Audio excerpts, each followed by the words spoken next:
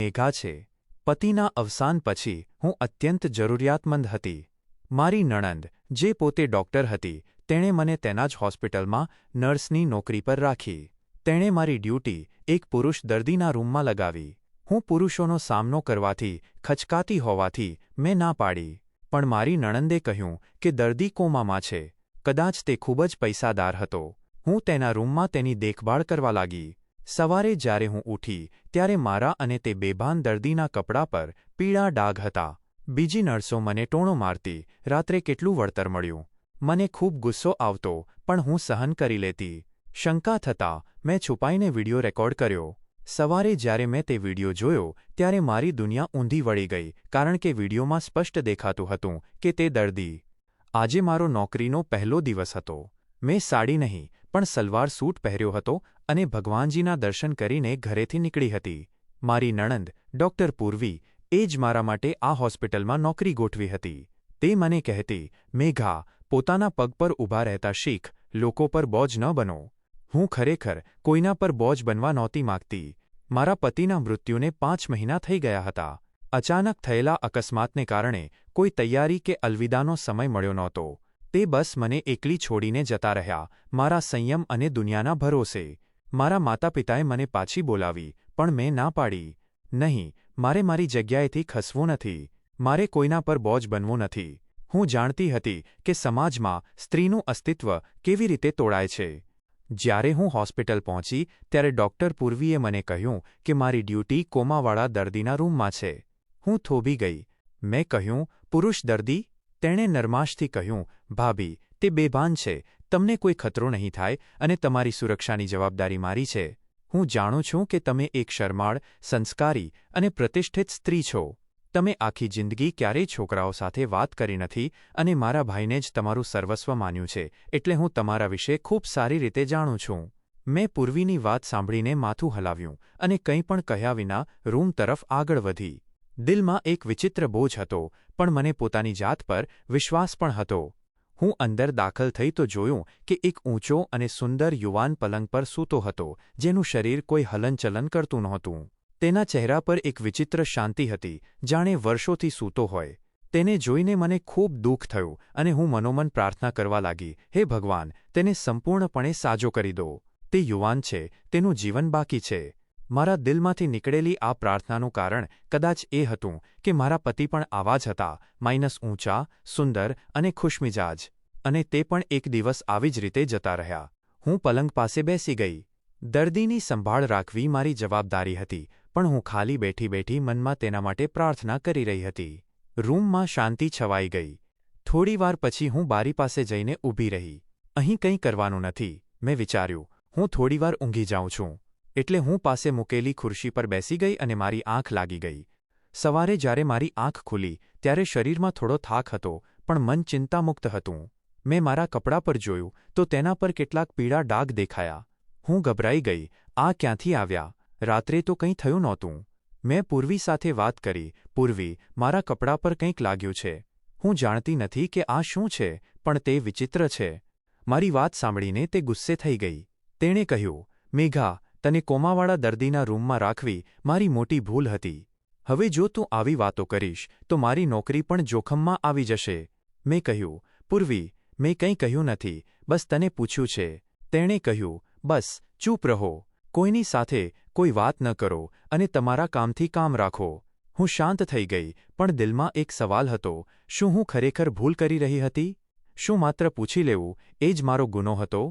થોડા કલાકો પછી જ્યારે હું રિસેપ્શન પર ગઈ ત્યારે 2 નર્સો એકબીજા સાથે હસી રહી હતી.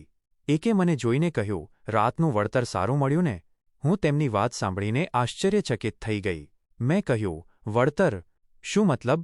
બીજી નર્સે હસતા હસતા ટોણો માર્યો. અરે, નવો ચહેરો છે, હજી સમજ નહીં પડી હોય. હું શરમથી જમીનમાં ગરક થઈ ગઈ. મારી પાસે કોઈ જવાબ નહોતો. થોડા સમય માટે મને લાગ્યું કે મારી આંખો સામે અંધારું છવાઈ ગયું હોય. જ્યારે પૂર્વીએ ગુસ્સામાં મને ચૂપ કરી અને તે નર્સો વિચિત્ર શબ્દોમાં વાત કરીને હસવા લાગી ત્યારે મારા માટે કંઈ બદલાયું નહોતું, પણ બધું વધુ સ્પષ્ટ થઈ ગયું હતું. મને ખ્યાલ આવી ગયો હતો કે આ જગ્યા જેટલી ચોખ્ખી દેખાય છે એટલી નથી. બીજા દિવસે જ્યારે મેં ડ્યુટીનું શેડ્યુલ જોયું તો મારું નામ તે જ રૂમ સાથે જોડાયેલું હતું, એટલે કે મારી કાયમી ડ્યુટી કોમાવાળા દર્દીના રૂમમાં થઈ ગઈ હતી. એક દિવસ મેં પૂર્વીને સાવધાનીપૂર્વક કહ્યું, પૂર્વી, મને ક્યાંક બીજી જગ્યાએ લગાવી દો. તે ખુરશી પર બેસીને ફાઇલો ફેરવી રહી હતી અને કહેવા લાગી, કેમ? હવે શું મુશ્કેલી છે?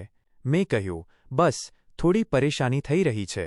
તે દર્દી એક યુવાન છોકરો છે અને તું જાણે છે ને કે હું તારા ભાઈની વિધવા છું. પૂર્વીનો અવાજ ઊંચો થઈ ગયો. તેણે કહ્યું, મેં તને પોતે જ આ રૂમમાં રાખી છે. આ સૌથી સરળ ડ્યુટી છે. અહીં ન તો શોર છે, ન ભીડ છે અને ન કોઈ જવાબદારી છે.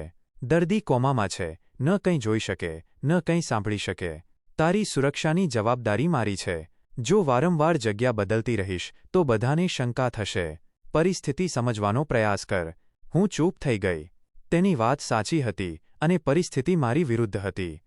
થોડા જ દિવસોમાં મારી રૂટીન બની ગઈ. સાંજે હું હોસ્પિટલ આવતી, ત્યાંના કપડાં પહેરતી, હાજરી પૂરી અને સીધી તે રૂમમાં જતી. રૂમનો દરવાજો બંધ રહેતો, લાઇટ ધીમી રહેતી અને મશીનોના બીપનો અવાજ ચારે બાજુ ફેલાયેલો રહેતો. ફાઇલમાં આ દર્દીનું નામ મેં અભિનવ શુક્લા જોયું હતું. તે એક જગ્યાએ સૂતો રહેતો, તેની પાંપણ પણ હલતી નહોતી. થોડા દિવસ પછી સફાઈ દરમિયાન મને રૂમનું એક ડ્રોઅર ખુલ્લું મળ્યું.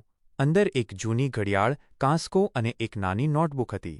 મેં તે નોટબુક ખોલી તો તેમાં માત્ર ખાલી પાના હતા, પણ છેલ્લા પાના પર એક શબ્દ લખેલો હતો, ખામોશી બધું સાંભળી લે છે. મેં તે શબ્દો ઘણીવાર વાંચ્યા, જેમાં એક વિચિત્ર અસર હતી, જાણે તે કોઈ શાંત ચીસની સાક્ષી હોય. આગલી રાત્રે હું રૂમમાં આવી તો રિસેપ્શન પર એક નવી નર્સ જીયા દેખાઈ. તેણે મને જોયો, નજર હટાવી અને બબડવા લાગી, કદાચ આ જ છે. મેં તેની વાત સાંભળી અનસુની કરી દીધી. રાત્રે રોજની જેમ મેં દર્દીને દવાઓ આપી, તાપમાન તપાસ્યું અને પલંગની બાજુમાં બેસીને પ્રાર્થના કરવા લાગી. પ્રાર્થના પૂરી થઈ તો દિલમાં થાક હતો. મેં વિચાર્યું કે થોડીવાર આંખો બંધ કરી લઉં. હું જાગી તો 3 કલાક વીતી ચૂક્યા હતા. મને આંચકો લાગ્યો. દર્દીને સમયસર દવા આપવાની હતી. મેં જલ્દીથી રેકોર્ડ તપાસ્યો, પણ બધું એવું જ હતું જેવું હું છોડીને ગઈ હતી. એક દિવસ વોર્ડબોય રૂમમાં આવ્યો અને કહેવા લાગ્યો, મેડમ, બહાર ડૉક્ટર પૂર્વી તમને બોલાવી રહ્યા છે, કેટલાક કાગળો પર સહી લેવાની છે.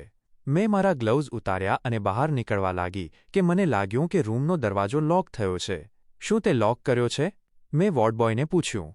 તેણે બેફિકરાઈથી જવાબ આપ્યો, નહીં મેડમ, દરવાજો પોતે જ બંધ થયો છે. આ સિસ્ટમ ઓટોલોક છે. મને શંકા થઈ, પણ મેં મારી જાતને સમજાવી કે કદાચ સિસ્ટમ આવી જ હશે. થોડા દિવસ પછી એક બીજી નવી નર્સ શીતલ મારી પાસે આવી.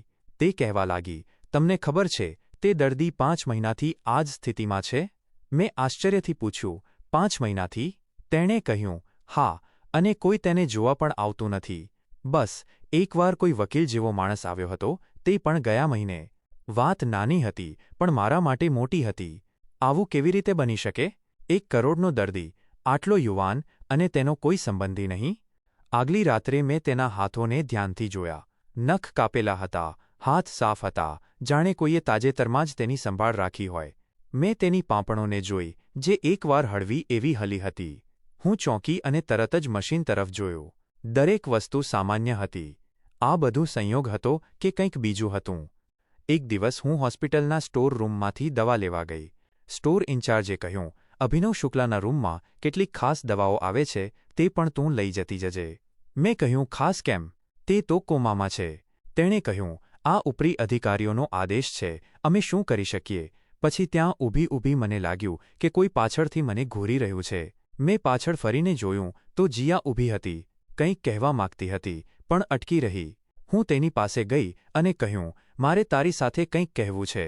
તે એક ક્ષણ માટે ખચકાઈ, પછી બોલી, તમે ખૂબ શરમાળ છો, પણ અહીં બધા એવા નથી. સાવધાન રહેજો. હું મારા રૂમ તરફ પાછી ફરી, દિલમાં એક વિચિત્ર બોજ લઈને. નિર્જીવ વસ્તુઓ પણ મારી સાથે વાત કરી રહી હોય એવું લાગતું હતું. દિવાલો, દરવાજો, પલંગ પાસેનું ઓક્સિજન મશીન અને પેલો શાંત દર્દી પણ જાણે મને કંઈક કહેવા માંગતા હતા. હવે હું માત્ર નર્સ નહોતી, પણ એક મૂક સાક્ષી પણ હતી. મારી ડ્યુટી એક રૂટીન બની ગઈ હતી. હું સાંજે આવતી, દર્દીના રૂમમાં દવા આપતી, સફાઈ કરતી, થોડી પ્રાર્થના કરીને એક ખૂણામાં ચાદર ઓઢીને સૂઈ જતી. આ બધામાં કોઈની સાથે વાત થતી નહોતી કે કોઈ દખલ કરતું નહોતું. પણ થોડા દિવસોથી એક વિચિત્ર ઘટના બની રહી હતી, જેણે મારી ઊંઘ હરામ કરી દીધી હતી. દરરોજ સવારે મારા કપડા પર પીળા ડાઘ જોવા મળતા. મેં વિચાર્યું કે કદાચ સફાઈ કરતી વખતે કોઈ દવા કે મલમ લાગી ગયું હશે, પણ આ ડાઘ સતત 3 દિવસ સુધી જોવા મળ્યા. એક દિવસ જ્યારે હું નર્સિંગ રૂમમાં યુનિફોર્મ બદલી રહી હતી, ત્યારે અંજલિ નામની એક નર્સ મારી પાસે આવીને બોલી, "મેઘા દીદી, તમારી યુનિફોર્મ ખૂબ જ વપરાયેલી લાગે છે. લાગે છે કે તમારી રાતની ડ્યુટી સારી જઈ રહી છે."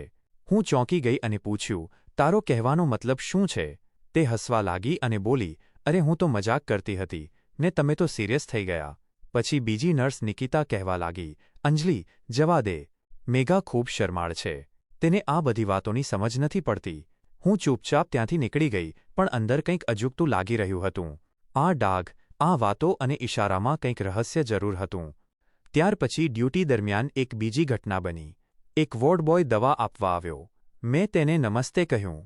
તેણે કંઈ પણ બોલ્યા વગર અંદર આવીને દવા મૂકી અને પછી હસીને બોલ્યો, "તમે ખૂબ બહાદુર છો મેડમ." હું આશ્ચર્યચકિત થઈ ગઈ. "શું મતલબ?" તેણે કહ્યું, "કંઈ નહીં, બસ એમ જ." અને તે જતો રહ્યો. કોઈએ મને પહેલીવાર બહાદુર કહી હતી, પણ તેના શબ્દો પાછળનો હેતુ હું સમજી શકી નહીં. એ રાત્રે રૂમમાં આવતા મેં દરવાજાનો લોક તપાસ્યો, પણ કંઈક અજીબ લાગ્યું. જ્યારે દરવાજો બંધ થયો ત્યારે અંદરથી કડી આપોઆપ લાગી ગઈ હતી. મને થયું કે કદાચ સિસ્ટમમાં કંઈક ખરાબી છે. મેં મોબાઈલ કાઢીને વિડિયો બનાવવાની કોશિશ કરી, પણ ઇન્ટરનેટ કામ નહોતું કરતું. એક બાજુ દિવાલ હતી અને બીજી બાજુ એક જૂનો વેન્ટિલેટર હતો, જે ધીરે ધીરે શ્વાસ લેતો હોય એવો અવાજ કરતો. મેં ધ્યાનથી જોયું તો મને સમજાયું કે આ અવાજ ત્યારે બંધ થઈ જતો જ્યારે હું પ્રાર્થના કરતી. તે રાત્રે મેં રૂમની દરેક વસ્તુ બદલી નાખી. હું જમીન પર પલંગ પાથરીને સૂતી હતી, તે જગ્યાએ મેં મીઠાની એક પાતળી લાઈન બનાવી. મેં વિચાર્યું કે કદાચ કોઈ પ્રાણીની અવરજવર થતી હશે, પણ સવારે જ્યારે આંખ ખુલી તો મીઠાની લાઈન હલી ગઈ હતી અને મારા કપડા પર એ જ પીળા ડાઘ હતા. હવે હું ડરી નહોતી, પણ રહસ્ય ઉકેલવા માટે આતુર હતી. થોડા દિવસો પછી મારી નણંદ પૂર્વીએ મને કેન્ટીનમાં બોલાવી અને કહ્યું, "જો મેઘા, તારી વારંવાર ફરિયાદો આવી રહી છે. તારી હરકતો પર ધ્યાન આપ." મેં કહ્યું, "કઈ હરકતો?"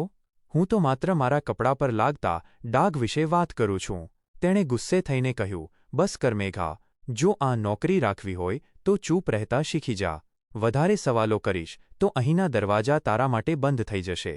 મેં ચૂપચાપ માથું હલાવી દીધું, પણ દિલમાં નક્કી કરી લીધું હતું કે હવે હું આ રહસ્યનો પર્દાફાશ કરીશ. મારી આગલી ડ્યુટી પહેલાં હું મારા પતિનો જૂનો કેમેરા સાથે લાવીશ. તે કેમેરા જે તેમણે મારા છેલ્લા જન્મદિવસ પર ભેટમાં આપ્યો હતો. મને વિશ્વાસ હતો કે તે કેમેરા મારા સવાલોના જવાબ આપશે. આ વિચિત્ર ઇશારા મને કંઈક સમજાવવાની કોશિશ કરી રહ્યા હતા અને કદાચ આગલી રાત્રે તે સ્પષ્ટ થઈ જશે. જ્યારે તે રાત આવી ત્યારે મારા હાથમાં પતિનો જૂનો કેમેરા હતો. તે કેમેરા માત્ર એક વસ્તુ નહોતી, પણ મારા માટે તે જીવનની નિશાની હતી જે અચાનક મારા હાથોમાંથી સરકી ગયું હતું. મેં કેમેરાની બેટરી ચાર્જ કરી અને ગુપ્ત જગ્યાએ માઇક્રો SD કાર્ડ નાખી દીધું. મેં વિચાર્યું કે કેમેરા ક્યાં લગાવું જેથી કોઈને શંકા ન થાય. તે રાત્રે મેં કેમેરાને દર્દીના પલંગની બરાબર સામેની બાજુએ લગાવી દીધો. લાઇટ ધીમી રાખી જેથી કોઈને માહોલમાં ફેરફાર ન લાગે. મેં મારા બધા કામ પૂરા કર્યા અને રોજની જેમ ચાદર ઓઢીને સૂઈ ગઈ. પણ આ વખતે મારો ઊંઘવાનો ઈરાદો નહોતો.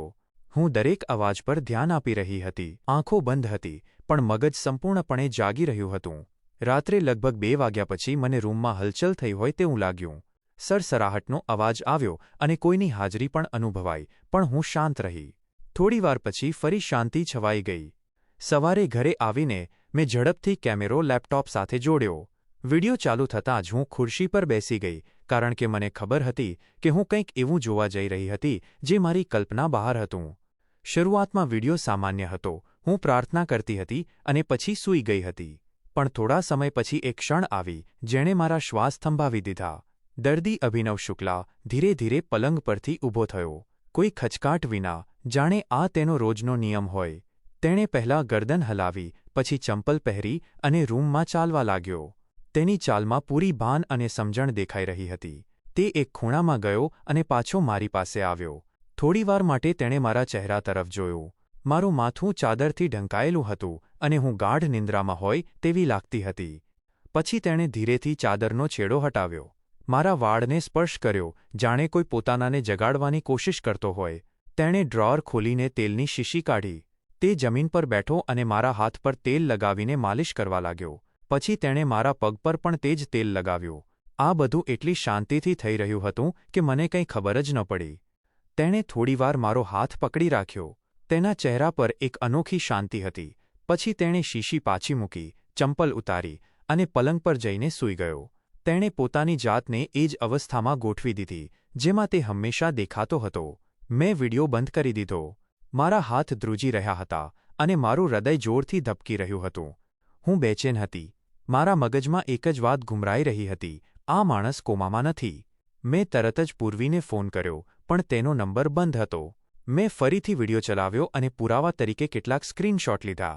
બપોરે હું હોસ્પિટલ પહોંચી તો વોર્ડમાં મને એ જ વોર્ડ બોય મળ્યો જેણે મને બહાદુર કહી હતી. તેણે ધીમેથી પૂછ્યું, મેડમ, તમે તે વિડિયો જોઈ લીધો? હું ચોંકી ગઈ અને પૂછ્યું, તને કેવી રીતે ખબર? તે કંઈ બોલ્યો નહીં, બસ માથું ઝુકાવીને ચાલ્યો ગયો. હું સમજી ગઈ કે હું એકલી નથી. અહીં બીજા પણ કેટલાક લોકો છે જે બધું જાણે છે પણ કશું કહી શકતા નથી. આજે હું પૂર્વીની ઓફિસમાં ગઈ. મેં દરવાજો ખખડાવ્યો અને અંદર જઈને તેના સામે મોબાઈલ મૂકી દીધો. મેં કંઈ પણ કહ્યા વિના વિડિયો ચલાવી દીધો. વિડિયો જોતી વખતે તે શાંત રહી. વિડિયો પૂરો થયો ત્યારે તેણે મોબાઈલ પાછો આપતા કહ્યું, આ નકલી છે. કદાચ તને સપનું આવ્યું હશે. તારો આ વિડિયો હોસ્પિટલના સ્ટાફ પર હુમલો છે. તું તારી નોકરીને જોખમમાં મૂકી રહી છે.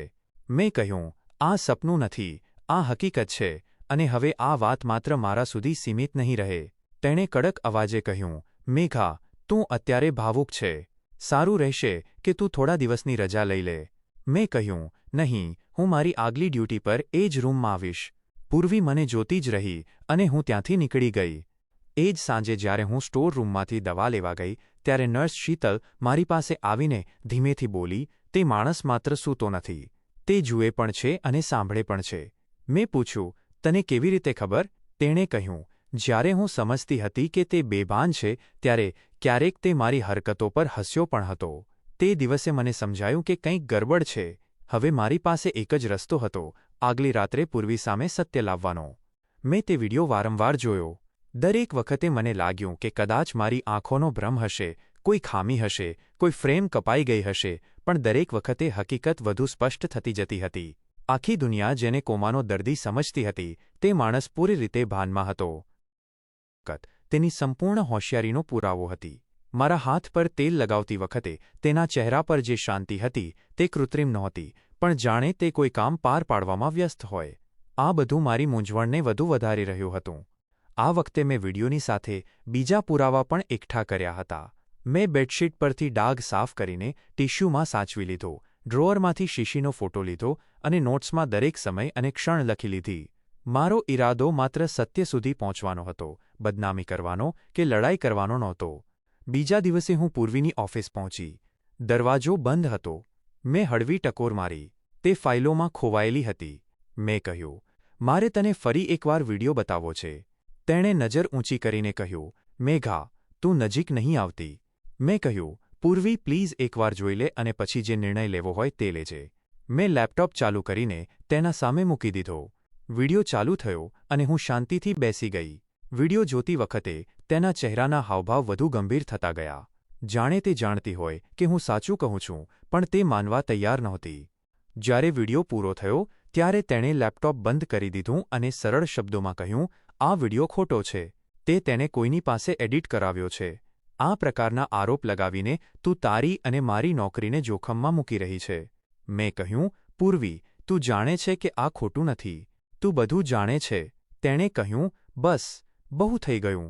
જો તે આ વિડિયો બીજા કોઈને બતાવ્યો અથવા વાત ફેલાવી તો હું તને નોકરીમાંથી કઢાવવા માટે મજબૂર થઈ જઈશ અને હેડને રિપોર્ટ આપી દઈશ. હું આશ્ચર્યથી તેની આંખોમાં જોઈ રહી. ત્યાં ન તો ડર હતો, ન સહાનુભૂતિ, માત્ર એક મજબૂરી હતી. મારા માટે આનાથી વધુ દુઃખદાયક વાત બીજી કોઈ નહોતી કે જે વ્યક્તિ પર મેં સૌથી વધુ વિશ્વાસ કર્યો તે જ મારો અવાજ દબાવવા તત્પર હતી. હું ચૂપચાપ બહાર આવી ગઈ. કોરિડોરમાં નર્સ જીયા મળી. તેણે એક જ નજરમાં બધું સમજી લીધું. તેણે ધીમેથી પૂછ્યું, તો બધા ઇનકાર કરી રહ્યા છે ને? મેં માત્ર માથું હલાવી દીધું. તેણે કહ્યું, ચાલ, તને કંઈક બતાવું છું, અને મને સ્ટોર રૂમમાં લઈ ગઈ. ત્યાં એક જૂની શેલ્ફ પાછળથી તેણે એક કવર કાઢ્યું અને કહ્યું, આમાં અભિનવ શુક્લાના જૂના રિપોર્ટ્સ હતા. આ જો.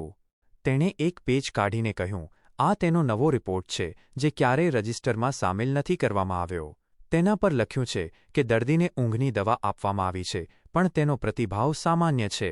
કોમાનો કોઈ પુરાવો નથી. મેં તે રિપોર્ટ હાથમાં લીધો જાણે કોઈ હથિયાર પકડ્યું હોય. મેં કહ્યું, તારી પાસે આ બધું ક્યારથી છે?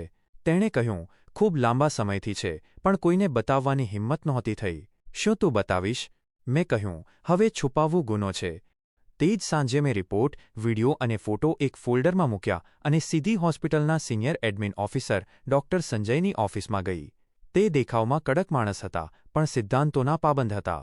મેં કહ્યું, સર, મારે તમને એક ગંભીર વાત જણાવવી છે. મેં તેમને પૂરી વાત જણાવી. તેમણે કહ્યું, તારી પાસે પુરાવા છે? મેં આખું ફોલ્ડર ખોલીને તેમના સામે મૂકી દીધું. તેમણે દરેક વસ્તુને ધ્યાનથી જોઈ, વિડિયો ચલાવ્યો, રિપોર્ટ્સ જોયા અને પછી ધીમેથી કહ્યું, જો આ સાચું છે તો આખી સિસ્ટમ જૂઠ પર ચાલી રહી છે. મેં કહ્યું, હા સર, અને મારી નણંદ, ડોક્ટર પૂર્વી, તે બધું જાણે છે. તેમણે તરત જ ફોન ઉપાડ્યો, કોઈને બોલાવ્યા અને મને કહ્યું, તું ચૂપચાપ તારી ડ્યુટી પર પાછી જા. આગળનું અમે સંભાળી લઈશું. તે જ રાત્રે મેં દિલમાં નિર્ણય કરી લીધો કે આજે જે પણ થાય, હું સત્યથી પાછળ નહીં હટું. હું રૂમમાં આવી તો અભિનવ શુક્લા શાંત સ્થિતિમાં પડ્યો હતો. પણ આજે હું પહેલીવાર તેને જોઈને ડરી નહોતી કારણ કે હવે હું જાણતી હતી કે તે બેભાન નથી, ફક્ત ચૂપ છે. ડોક્ટર સંજયે વિડિયો જોઈને કહ્યું કે તે મામલો સંભાળી લેશે પણ 2 દિવસ વીતી ગયા હતા અને કોઈ હરકત દેખાઈ નહોતી. પૂર્વીએ એકવાર પણ મારી સાથે વાત કરી નહોતી, માત્ર એક નજર નાખી, જાણે હું તેના માટે બિનજરૂરી બની ગઈ છું. ડ્યુટી હજી પણ તેજ હતી, કેમેરા તેજ હતો, દર્દી તેજ હતો અને તે જ શાંતિભર્યું વાતાવરણ હતું. હું વિચારવા લાગી કે માત્ર વિડિયો અને મૌખિક ફરિયાદ પૂરતી નથી. મારે એવા પુરાવા જોઈએ જે માત્ર જોઈ ન શકાય પણ વાંચી પણ શકાય. તે રાત્રે મેં એક યોજના બનાવી. નાઇટ ડ્યુટી દરમિયાન જ્યારે વોર્ડ ક્લાર્ક રૂમમાં ગયો, હું શાંતિથી નર્સિંગ કાઉન્ટર પાછળ ગઈ જ્યાં દર્દીઓની ફાઇલો રાખવામાં આવતી હતી. મેં અભિનવ શુક્લાનું નામ શોધ્યું અને તરત જ રૂમમાં પાછી આવી. દરવાજો બંધ કર્યો, બેડલેમ્પ ચાલુ કર્યો અને ફાઇલ ખોલી. તેના પહેલા પાના પર લખ્યું હતું, દર્દી 3 મહિનાથી ઊંડા કોમામાં છે. આ તે જ વાત હતી જે બધા કહેતા આવ્યા હતા. પણ આગલા પાના પર એક બીજો કાગળ ચોંટાડેલો હતો જેને ઉતાવળમાં સામેલ કરવામાં આવ્યો હોય. તેના પર એક સામાન્ય નોટિસ લખેલી હતી, નામ અભિનવ શુક્લા, સ્થિતિ સ્થિર, રક્ષણાત્મક નિરીક્ષણ હેઠળ. અભિનવ શુક્લા. આ નામ મેં પહેલાં પણ સાંભળ્યું હતું. ઘણા વર્ષો પહેલાં જ્યારે હું મારા પતિ સાથે એક ન્યૂઝ ચેનલ પર ગઈ હતી ત્યારે તેણે જણાવ્યું હતું કે અભિનવ શુક્લા એક મોટો બિઝનેસમેન છે. રિયલ એસ્ટેટ, ટેક્સટાઇલ અને એનજીઓ દરેક જગ્યાએ તેનું નામ હતું. મેં ફાઇલના બીજા પાના ફેરવ્યા. રિપોર્ટ્સમાં કેટલીક વસ્તુઓ ગાયબ હતી, જાણે કોઈ જાણી જોઈને માહિતી છુપાવી રહ્યું હોય. એક જૂના એક્સ-રે રિપોર્ટની પાછળ એક હાથે લખેલી વિગત પર મારી નજર ગઈ, સંભવિત પ્લેફોલ, શંકાસ્પદ કેસ, સસ્પેન્ડ દ્વારા રેફર. મેં તે ફાઇલ ચાદરમાં લપેટીને પાછી મૂકી દીધી. મનમાં એક નવો સવાલ, જો આ દર્દી આટલો શક્તિશાળી હતો તો તેને અહીં શા માટે છુપાવવામાં આવ્યો હતો અને કોણ ઈચ્છતું હતું કે તે ક્યારેય જાગે નહીં?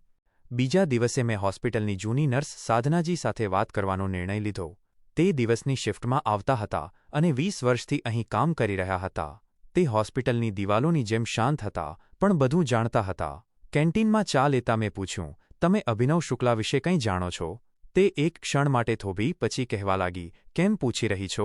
મેં કહ્યું, બસ એમ જ, કેટલાક રિપોર્ટ્સ જોયા છે અને તે એવો દર્દી નથી લાગતો જેવો જણાવવામાં આવે છે. તેમણે આજુબાજુ જોયું, પછી ધીમેથી કહેવા લાગી, તને કોઈ ધમકી તો નથી મળી હજી સુધી? મેં કહ્યું, નહીં, પણ સત્ય જાણવાની સજા ક્યાં દૂર રહે છે? સાધનાજીએ થોડીવાર શાંત રહ્યા પછી ધીમેથી જણાવ્યું, આ માણસ કેટલાક મહિના પહેલા ઝેરના કેસમાં આવ્યો હતો. તેણે ઝેર ખાધું હતું. તેની હાલત ખૂબ ગંભીર હતી પણ તે બચી ગયો. પોલીસમાં રિપોર્ટ નોંધાઈ હતી પણ બીજા જ દિવસે બંધ કરી દેવામાં આવી કારણ કે કહેવામાં આવ્યું હતું કે પરિવારને કોઈના પર શંકા નથી. આત્મહત્યાનો કેસ છે. પણ તે આત્મહત્યા નહોતી, મેઘા. મેં તેના કપડા પર નિશાનો જોયા હતા અને સૌથી મોટી વાત એ છે કે જ્યારે તે હોશમાં આવ્યો હતો ત્યારે તેણે પોતે કહીને કહ્યું હતું કે મારા પોતાના નજીકના ભાઈ બહેન મને મારવા માંગતા હતા. મેં કહ્યું, તો પછી આ બધું છુપાવવામાં કેમ આવ્યું? તેમણે કહ્યું, કારણ કે તેણે પોતે કહ્યું હતું કે તે જીવતા હોવાની ખબર ફેલાવવા નથી માગતો. તેણે કહ્યું હતું કે મને મરવાની નજીક સમજીને જે ચહેરો ખુલ્લો પડી રહ્યો છે તેને પૂરી રીતે ખુલ્લો પડવા દો. આ બધું સાંભળીને હું તો દંગ રહી ગઈ. મેં કહ્યું, તો તે કોમામાં નથી? મેં ફરીથી પૂછ્યું. તેમણે કહ્યું, નહીં દીકરી, તેણે માત્ર એક નાટક કર્યું છે જેથી સાચો ગુનેગાર સામે આવી જાય. મેં કહ્યું, તો પછી તમે આ વાત કોઈને કેમ ન જણાવી? તેમણે કહ્યું, હંમેશા વિચાર્યું કે કહું, પછી એ જ ડર કે નોકરી જો હાથમાંથી ગઈ તો શું થશે? પણ તારામાં તે હિંમત છે જે અમારામાં નહોતી. કદાચ તું તે શાંત સાક્ષી છે જેને ભગવાને પસંદ કરી છે. મારી આંખો સામે તે બધી રાતો ફરવા લાગી હતી જ્યારે તે માણસ મારી નજીક આવીને બેસતો, મારા હાથો પર તેલ મસળતો રહેતો અને શાંતિથી પાછો જતો રહેતો હતો. હું કેટલી બેખબર હતી, પણ હવે નહીં. હું પાછી વોર્ડમાં આવી અને રૂમનો દરવાજો બંધ કરીને થોડીવાર તેના ચહેરાને જોયો. તે નિષ્ક્રિય શાંત પડ્યો હતો. મને હવે તેની શાંતિ સમજાવા લાગી હતી. મેં મારી જાતને કહ્યું, તમે સૂતા નથી. તમે બધું જુઓ છો અને હવે હું પણ જોઈ રહી છું. હવે હું માત્ર એક નર્સ નહોતી. હવે હું તેની વાર્તાનું એક પાત્ર બની ચૂકી હતી જે બધાની નજરથી દૂર હતી. હું એક શાંત સાક્ષી હતી અને સત્યની નજીક પહોંચી ગઈ હતી. સાધનાજીની વાતો મારા મગજમાં ગુંજી રહી હતી. તે જે કંઈ કહીને ગયા હતા તે માત્ર રહસ્ય નહોતા, એક મોટી જવાબદારી પણ હતી. અભિનવ શુક્લા જીવતો હતો, હોશમાં હતો અને પોતે મરી ગયાનો ઢોંગ કરીને પોતાના જ લોકોને ખુલ્લા પાડી રહ્યો હતો. હોસ્પિટલના કેટલાક લોકો જેમને આપણે ખોટા સમજતા હતા એક કિંમત પર શાંત બની ગયા હતા અને મારી નણંદ ડૉક્ટર પૂર્વી ત્યાં ઊભી હતી. તેને આ બધું ખબર હતી. તે માત્ર એક મોહરું બની ગઈ હતી. મને લાગ્યું કે મારે ફરીથી પૂર્વીને સવાલ પૂછવાને બદલે જેણે પોતાની જાતને મૃત જાહેર કરી છે તે અભિનવ શુક્લાને જ સીધા સવાલ કરવા જોઈએ. મને રાતોરાત તેની પાસે બેસાડવામાં આવી હતી અને તે શાંતિથી આખો તમાશો જોતો રહ્યો. એ દિવસે મેં મારી ડ્યુટી પૂરી કરી. કોઈની સાથે વાત ન કરી, ન કોઈનો સામનો કર્યો. મારા મનમાં એક જ વિચાર હતો, આજે વાત કરવી છે, આજે પડદો ઉઠાવવો છે. હું હોસ્પિટલ જવા નીકળી. આજે યુનિફોર્મ સાથે હાથમાં પતિએ આપેલી તે ઘડિયાળ બાંધી જે હું માત્ર ખાસ પ્રસંગોએ જ પહેરતી હતી. આ નિર્ણય પાછળ કોઈ કમજોરી નહોતી. હું રૂમમાં પ્રવેશી અને દરવાજો બંધ કરતા પહેલાં મેં બહાર જીયાને જોઈ. તે થોડી દૂર ઊભી રહીને મને જોઈ રહી હતી. મેં ધીમેથી માથું હલાવ્યું અને તે પાછી ફરી ગઈ. દરવાજો બંધ થયો. રૂમમાં માત્ર મોનિટરની વાદળી રોશની હતી. હું ધીમે ધીમે પલંગની નજીક ગઈ. દિલ ધડકી રહ્યું હતું, પણ પગ મજબૂત હતા. મને બધું ખબર છે, મેં નરમાશથી કહ્યું. હવે આ નાટક બંધ કરો. તે ક્ષણ કેટલાક પળોની મહેમાન હતી કે અચાનક અભિનવની પાંપણો ઝબકવા લાગી. તેણે આંખો ખોલી. હું સીધી ઊભી રહી ગઈ અને તે પૂરી રીતે ભાનમાં મને જોઈ રહ્યો હતો. તેણે કહ્યું, આખરે તે સત્ય જાણી જ લીધું, મેઘા. મેં કહ્યું, કેટલા દિવસથી આ તમાશો ચાલી રહ્યો છે? તેના અવાજમાં ગભરાટ નહોતી. તેણે કહ્યું, ઘણા દિવસોથી, બલકે ઘણા મહિનાઓથી. પણ તારા આવ્યા પછી આખો ખેલ એક બીજો વળાંક લઈ ગયો. મેં કહ્યું, તે મને કેમ પસંદ કરી? તેણે કહ્યું, મેં તને નથી પસંદ કરી, પરિસ્થિતિએ કરી. તારી ભલાઈ, તારી શાંતિ અને તારો સ્વભાવ, આ બધું આપોઆપ મારા વિશ્વાસનું કારણ બની ગયું. મેં કહ્યું, અને પૂર્વી? તે પણ બધું જાણે છે? તેણે કહ્યું, નહીં, પૂર્વીને માત્ર એટલું જ ખબર છે કે હું જીવતો છું. બાકીની વાર્તા તેના માટે પણ અસ્પષ્ટ છે, પણ તે પોતાની જાતને સુરક્ષિત રાખતા જાણે છે. મેં કહ્યું, તારી શાંતિ મારા માટે પરેશાની હતી. તું જાણતો હતો કે હું શું સહન કરી રહી છું અને તોય ચૂપ રહ્યો. તે થોડીવાર માટે શાંત રહ્યો. પછી ધીમેથી કહેવા લાગ્યો, હું મજબૂર હતો. જો હું કોઈના પર વિશ્વાસ કરત તો બધું બરબાદ થઈ જાત. તારા પર પણ શંકા હતી, પણ તે પોતે જ બધું સ્પષ્ટ કરી દીધું. મેં કહ્યું, તમે શું ઈચ્છો છો? તેણે કહ્યું, સત્યનો પૂરેપૂરો ચહેરો બતાવવાનો. મારા પોતાના નજીકના ભાઈ બહેન અને મારા ભાગીદારો બધાએ મને ખતમ કરવાની યોજના બનાવી હતી. મને ઝેર આપવામાં આવ્યું હતું, ગાડીના બ્રેક ફેલ કરાવ્યા હતા અને પછી મને હોસ્પિટલમાં દાખલ કરાવીને મારા મરવાની ખબર ફેલાવી દીધી હતી. મેં કહ્યું, તો પછી તમે આ બધું ચૂપચાપ કેમ સહન કરતા રહ્યા? તમે આ બધું કેમ સ્વીકારી લીધું અને તમે કેમ છુપાયા નહીં? તેણે જણાવ્યું, મેં સમય ખરીદ્યો છે.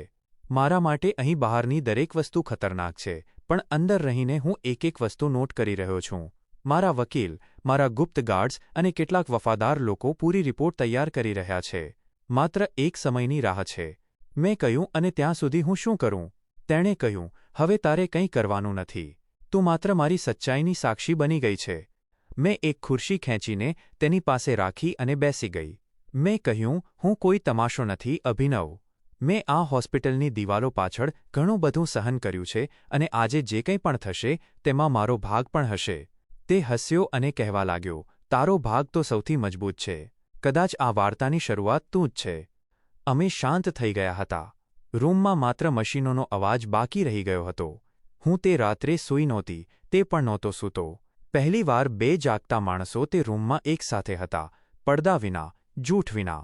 સવારે બહાર રોજની જેમ રોનક હતી, પણ મારા મનમાં પહેલીવાર શાંતિ હતી, કારણ કે હવે મારા સામે કોઈ પડદો નહોતો. જ્યારે અભિનવે નરમાશથી કહ્યું, હું જાણતો હતો કે તું બધું સમજી જઈશ, તો મારા પગ આપોઆપ પાછળ હટી ગયા હતા.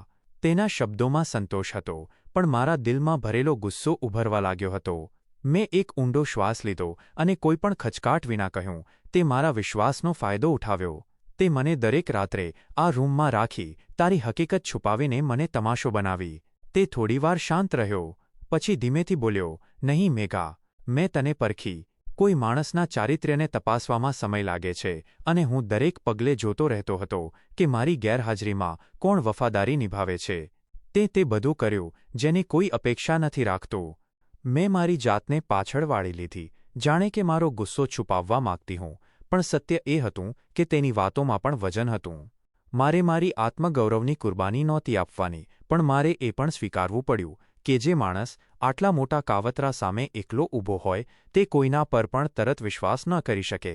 મેં કહ્યું, તમને ક્યારે ખબર પડી કે હું શંકા કરવા લાગી છું? તેણે કહ્યું, તે જ દિવસે જ્યારે તે મારો હાથ ઝટક્યો. તે રાત્રે મેં પહેલીવાર તારી આંખોમાં આત્મવિશ્વાસને બદલે સવાલો જોયા હતા. હું ખુરશી પર બેસી ગઈ. અભિનવ પોતાની હાલતમાં સૂતો રહ્યો, પણ તેની આંખોમાં તે ઊંડાણ હતું જે સત્ય છુપાવનારાઓમાં નથી હોતું. મેં કહ્યું, તમે આ બધામાંથી બહાર નીકળવા માંગો છો? મેં સ્પષ્ટ શબ્દોમાં પૂછ્યું.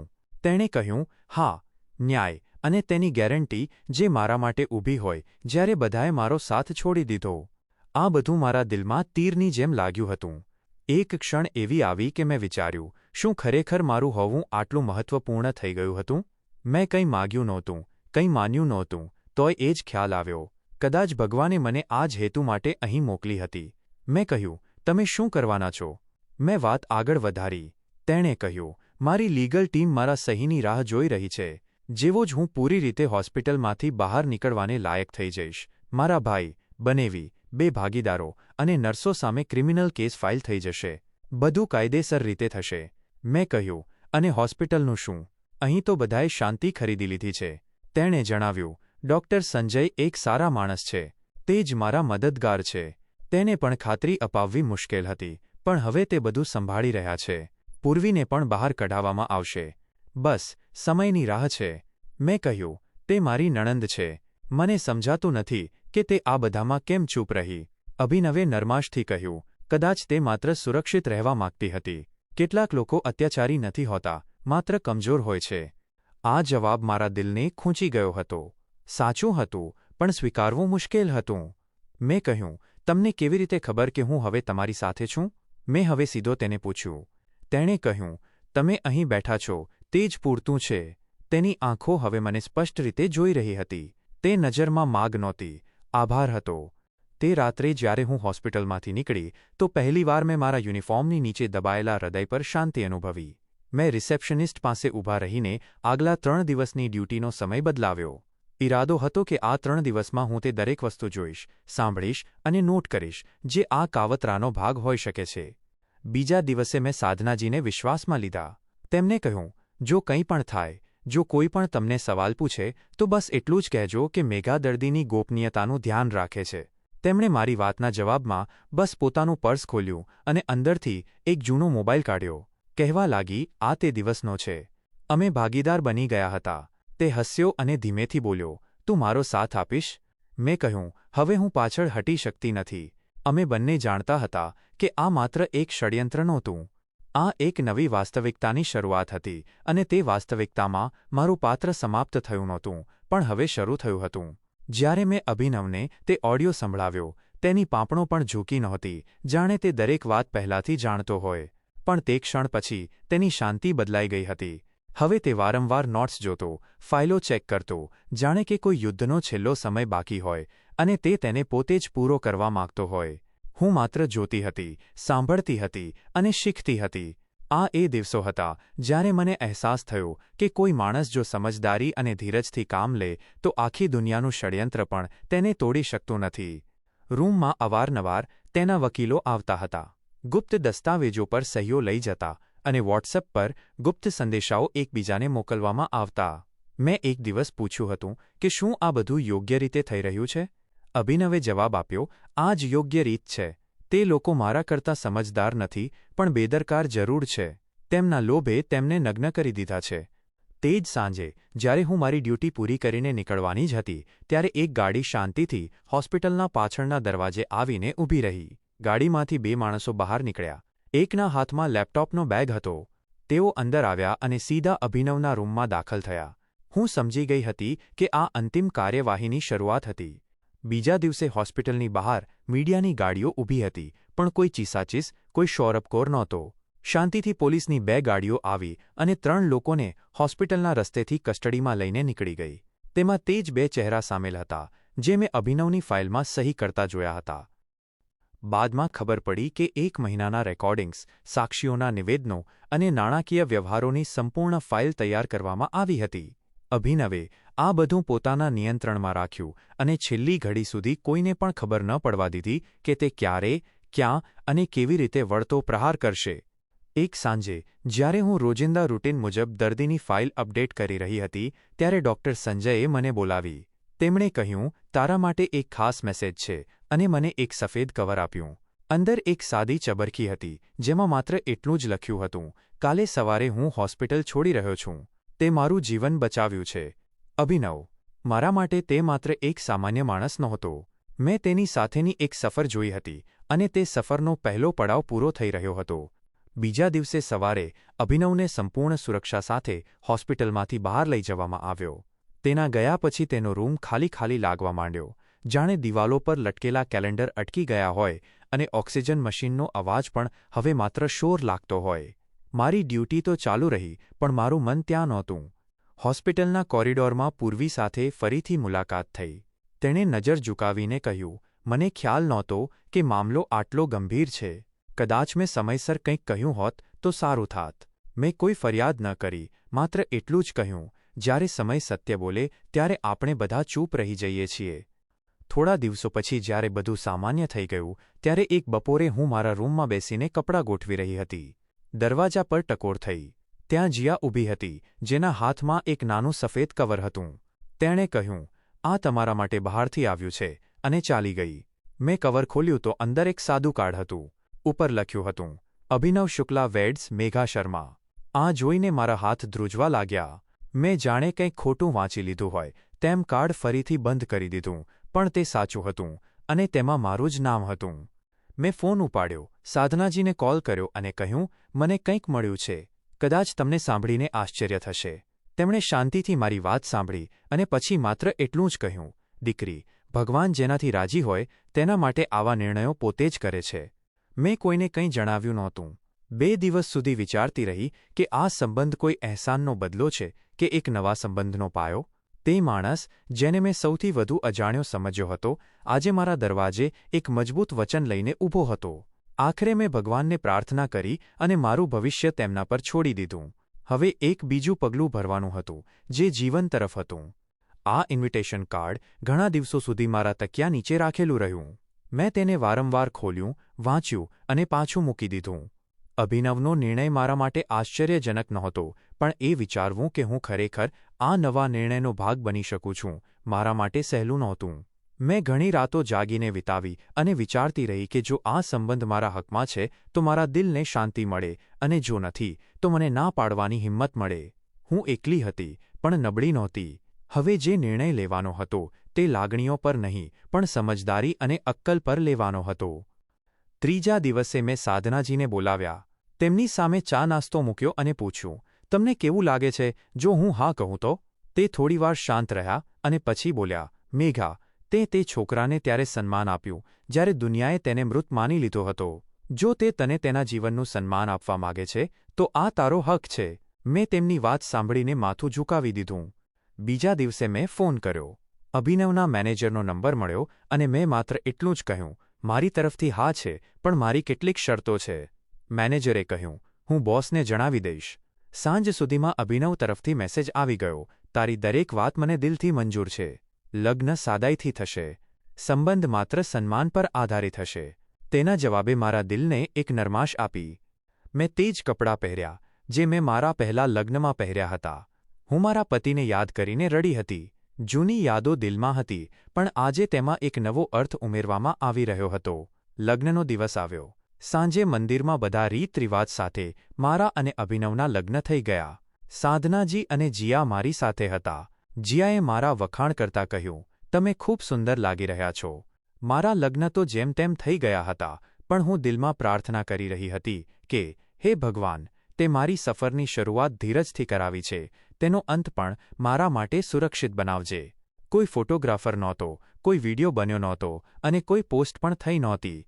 મારા દિલમાં તે ક્ષણની તસવીર સુરક્ષિત હતી, જેમાં મારી નિર્દોષતા, મારી વફાદારી અને મારી સચ્ચાઈ એક સંબંધમાં જોડાઈ ગઈ હતી. પાછા આવ્યા પછી સાધનાજીએ મારા હાથ પર હાથ મૂકીને કહ્યું, હવે તું માત્ર પત્ની નથી, એક ઉદાહરણ બની ગઈ છે. લગ્ન પછી અભિનવે મને કહ્યું, મેં દુનિયાને બતાવ્યું કે હું મૃત નથી, પણ તે મને અહેસાસ કરાવ્યો કે હું જીવતો રહેવાને લાયક પણ છું. અમે કોઈ હનીમૂન પ્લાન નહોતો કર્યો. અમે ક્યાંય બહાર નહોતા ગયા, કોઈ યાત્રા નહોતી. બીજા દિવસે અમે બંનેએ સવારે એકસાથે પ્રાર્થના કરી અને નાસ્તો પણ એકસાથે બેસીને કર્યો, જેમ કે બે સામાન્ય લોકો જે એક અસામાન્ય કસોટીમાંથી પસાર થઈને હવે સાદગીમાં આશરો શોધી રહ્યા હતા. મારા જીવનની પરીક્ષા પૂરી થઈ નહોતી, પણ હવે મારે તેનો સામનો એકલા કરવાનો નહોતો. આ લગ્ન કોઈ અહેસાનનો બદલો નહોતા, પણ બે લોકોનું મિલન હતું જે અલગ અલગ ચાલતા હતા, પણ એક વળાંક પર એકસાથે થઈ ગયા. હવે હું એક નવા જીવનમાં દાખલ થઈ ચૂકી હતી, જેમાં મારો જીવનસાથી તે બધું જાણતો હતો જે હું છુપાવવા માંગતી હતી, અને તેમ છતાં તેણે મને સ્વીકારી. લગ્ન પછી જીવનમાં એક નવી શાંતિ ઉતરી આવી. આ તે શાંતિ નહોતી જે દુઃખ પછી આવે છે. આ તે કરાર હતો જે ભગવાનની મરજીથી નસીબમાં હોય છે. હું તે જ મેઘા રહી, એક સરળ અને આદરણીય સ્ત્રી. ફરક માત્ર એટલો જ આવ્યો કે હવે મારું દરેક પગલું કોઈની શાંતિમાં છુપાયેલું નહોતું. લગ્ન પછી મારા પતિએ ન તો કોઈ ભાવ વ્યક્ત કર્યા, ન કોઈ હક જતાવ્યો. તેમની આંખોમાં માત્ર એક જ વસ્તુ હતી, વિશ્વાસ. એક દિવસ સવારે નાસ્તો કરતા તેમણે કહ્યું, હું ઈચ્છું છું કે તું તારું જીવન ત્યાંથી ફરીથી શરૂ કર જ્યાં તે તેને છોડ્યું હતું, પણ આ વખતે હક સાથે. મેં આશ્ચર્યથી તેમની તરફ જોયું અને કહ્યું, શું મતલબ છે? તેમણે કહ્યું, મેં એક NGO હોસ્પિટલ ખરીદી છે. નાની છે, પણ છોકરીઓ અને વિધવા સ્ત્રીઓ માટે યોગ્ય છે. હું તને ત્યાંની ઇન્ચાર્જ બનાવવા માંગુ છું. તારા જેવી સ્ત્રીઓ કોઈ પણ જગ્યાનું વાતાવરણ બદલી શકે છે. મેં તે નાસ્તો અને ચાનો સાદો કપ લીધો, પણ મારું દિલ એટલું ભરાઈ ગયું હતું કે થોડી ક્ષણો માટે શ્વાસ લેવાનું ભૂલી ગઈ. મેં કહ્યું, જો મારા જવા માત્રથી કોઈના દિલમાં હિંમત આવી શકે તો હું જરૂર જઈશ. કેટલાક અઠવાડિયા પછી મેં NGO હોસ્પિટલ સંભાળી લીધી. ત્યાં આવનારી સ્ત્રીઓમાં મોટાભાગે વિધવા અને છૂટાછેડા લીધેલી અથવા એવી છોકરીઓ હતી જે કોઈના સહારેની રાહ જોઈ રહી હતી. હું તેમની પાસે જતી, કોઈ ઊંચ નીચ વિના. એક નર્સે એક દિવસ કહ્યું, મેડમ, તમે બિલકુલ અલગ છો. ન તો તમારો અવાજ ઊંચો થાય છે, ન તમે અમને ઠપકો આપો છો, છતાં બધા સાંભળી લે છે. મેં હસીને જવાબ આપ્યો, કારણ કે હું તે ભાષા બોલું છું જે તમારા બધાના દિલમાં છુપાયેલી છે. હું તે બધું સહન કરી ચૂકી છું જે તમે સહન કરી રહ્યા છો. એક દિવસ હોસ્પિટલમાં પૂર્વી આવી. હું અંદર મારી ઓફિસમાં રિપોર્ટ્સ જોઈ રહી હતી, ત્યારે દરવાજા પર ટકોર થઈ. દરવાજો ખુલ્યો અને તે ધીમેથી અંદર આવી. તેના ચહેરા પર નરમાશ હતી અને નજર ઝૂકેલી હતી. તેણે ધીમેથી કહ્યું, મારે તને કંઈક કહેવું છે મેઘા. હું મારી ખુરશી પરથી ઊઠી અને તેના માટે ખુરશી ખેંચી. તે બોલવા લાગી, હું જાણું છું કે મેં ઘણું બધું છુપાવ્યું છે, ઘણું બધું કહ્યું છે જે નહોતું કહેવું જોઈતું, કારણ કે હું પોતે પણ ડરી ગઈ હતી. હું કોઈ ઘમંડમાં નહોતી, પણ તે કર્યું જે હું ન કરી શકી. મને માફ કરી દેજે. મેં માત્ર એટલું જ કહ્યું કે તું મારી નણંદ હતી, આજે પણ છે. સંબંધ શબ્દોથી નહીં, પણ નિયતથી મજબૂત થાય છે. મેં આ સ્પષ્ટ કર્યું તો અમે બંને થોડીવાર શાંત બેસી રહ્યા. કેટલાક સંબંધો શબ્દો વિના પણ સુધરી જાય છે. ઘરે પાછી આવીને મેં મારા માટે કેટલાક સરળ કપડાં કાઢ્યા. હવે મારો દિવસ હોસ્પિટલમાં પસાર થતો. સાંજ બાળકો સાથે પસાર થતી, કારણ કે ભગવાને મને દીકરીઓ આપી હતી. બે નાની દીકરીઓ, જેને મેં સત્ય અને ધીરજ સાથે જોડવાનું શીખવ્યું હતું. એક દિવસ મોટી દીકરી મને કહેવા લાગી, મમ્મી, શું બધી સ્ત્રીઓ તમારા જેટલી મજબૂત હોય છે? મેં તેના માથા પર હાથ મૂકીને કહ્યું, નહીં, પણ જે સ્ત્રી ધીરજ, સન્માન અને સત્યને પોતાનું હથિયાર બનાવી લે તેને કોઈ ઝુકાવી શકતું નથી. અભિનવ અવારનવાર સાંજે મોડા ઘરે આવતા પણ બહાર બેસીને મને મારા દિલનો હાલ પૂછતા. ક્યારેક ક્યારેક શાંતિથી બધું સાંભળતા રહેતા અને પછી એક જ વાક્ય કહેતા, તું તે રોશની છે જે બુઝાઈને પણ રોશની આપી ગઈ. અમારા સંબંધમાં કોઈ દેખાવ નહોતો, પણ સન્માન અત્યંત હતું. પછી એક દિવસ હોસ્પિટલના કામ પરથી નીકળતા સમયે હું તે દરવાજા સામેથી પસાર થઈ જેની અંદર મારી પહેલી ડ્યુટી હતી. તે જ રૂમ જ્યાંથી મારી કસોટી શરૂ થઈ હતી. હવે તે રૂમ સામાન્ય દર્દીઓ માટે ઉપયોગમાં લેવાતો હતો. બહાર નવો રંગ કરવામાં આવ્યો હતો. હું થોડી ક્ષણો માટે ત્યાં રોકાઈ.